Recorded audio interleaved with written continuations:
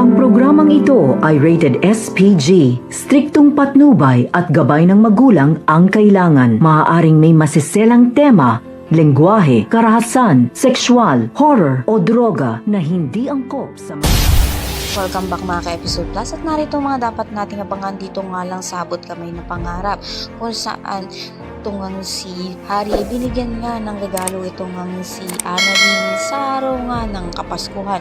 Then deserve naman nga raw nito na makareceive ng regalo. Sa kabilang banda naman nga ay magkakausap at magkakalapit na nga muli itong si Lynette at itong si Doc Tanyag.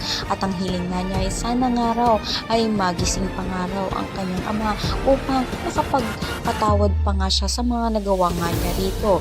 Samantala, natuklasan naman nga nito ni Justin na naroon nga ang kanyang ina sa children's party.